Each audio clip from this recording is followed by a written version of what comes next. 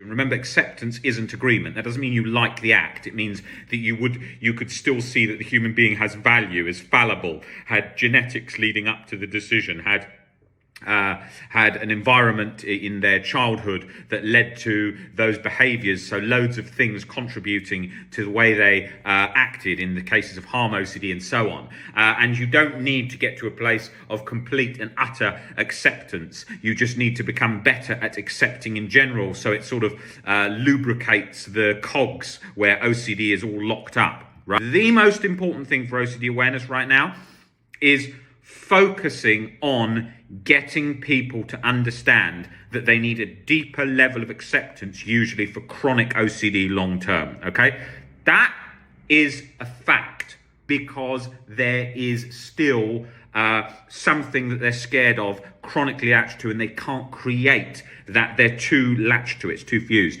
So that takes time to practice for that to release. Acceptance, in my understanding and what I've applied it to my life and how we apply it to other people, is you look at yourself in the most basic sense. So you're alive, you're a human, there's no such thing as perfection. There can be sought after task perfection, but there's no such thing as human perfection.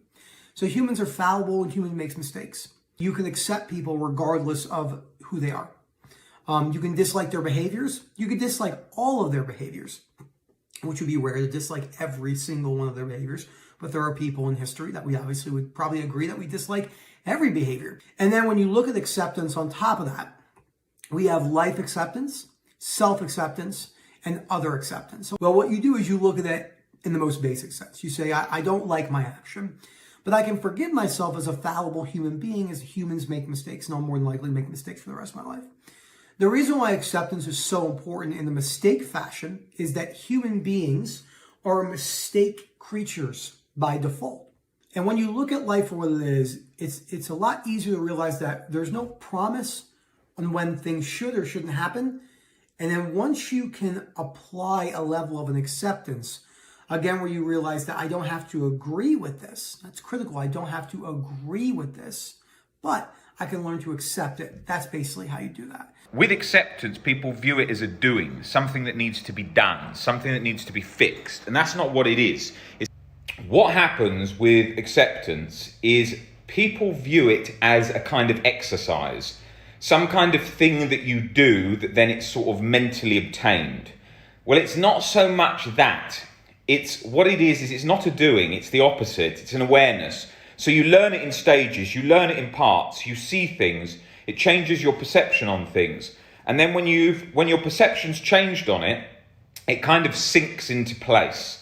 So let's imagine you're very frightened and your sort of brain's gone like that, and it's like that, right? Now you're then trying to kind of do more of that to get acceptance, which is not going to work. It's a relaxing. Now you can't just force that relaxation like you can with a muscle. With a muscle, you can just sort of relax the body, but it's different to that. Now the reason for that being is this. What is anxiety? It's designed to save your life, so it's designed to keep you alive, right? So if something is coming for you, you can't just be able to sort of relax your way out of it. It's not designed to do that. It's not designed so you can just relax the muscles. It's designed to be sort of aware, like you've got sort of one eye like a hawk watching, is there danger coming? So only when your perception changes of the danger, does the fear come down.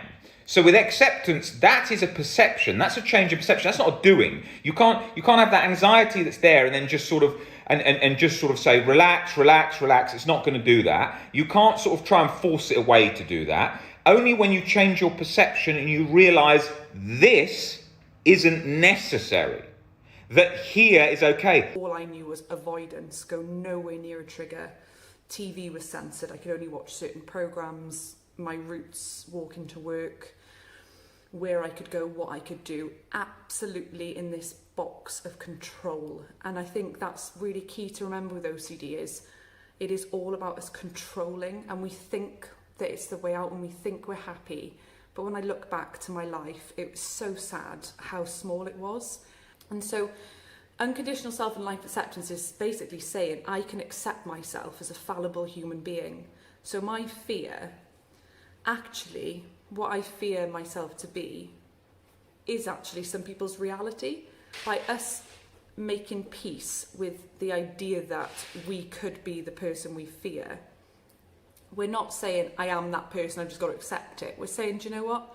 I really hope and I really don't want to be a killer, or I don't want to be what I fear to be and what these thoughts are worrying me that I am.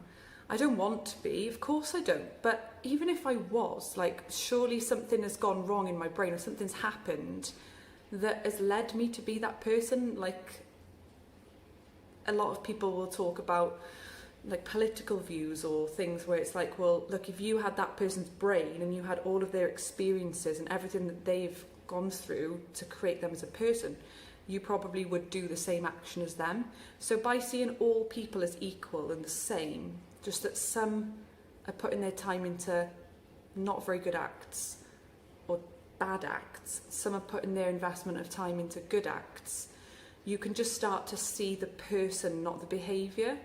Now, psychologists who work with murderers, criminals, people in prison, they haven't written off the individual. They're there to work with that person to go, look, here's what's going wrong with you. Here's how we can get you back on track. This is why prison sentences are a length of time, because the idea is that prison is supposed to rehabilitate somebody to get them back into society, functioning and not carrying on with negative behaviours. And I think the main thing to say about unconditional self and life acceptance and rational thinking is give it that time, start to chip away at your belief system that is in absolutes. Like, if that thought was real, that is the worst thing in the whole world. We're not saying we want it to be true. We're not saying it is true. We're just trying to turn down the fear level. Okay, unconditional life acceptance. Example, fear of fear.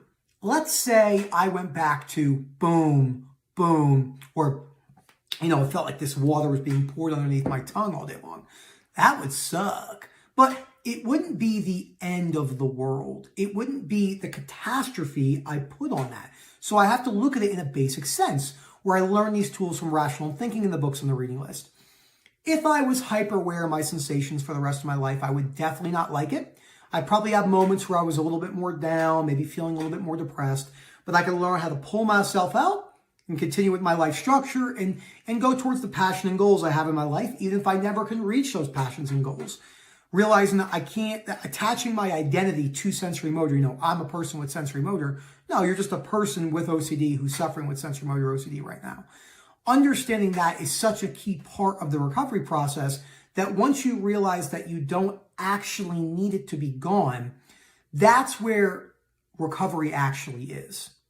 So it was realizing that actually I could accept myself still if I change my perspectives and adopt unconditional self-acceptance instead of conditional self-acceptance, which makes a scientific evidence-based change in thinking as opposed to the irrational, which isn't. And so I was able to see that. that I was just accepting myself conditionally and writing myself off if I did something wrong in the past, which obviously OCD would zoom in like a homing missile for that thing. So that was a very key part of the journey for changing things.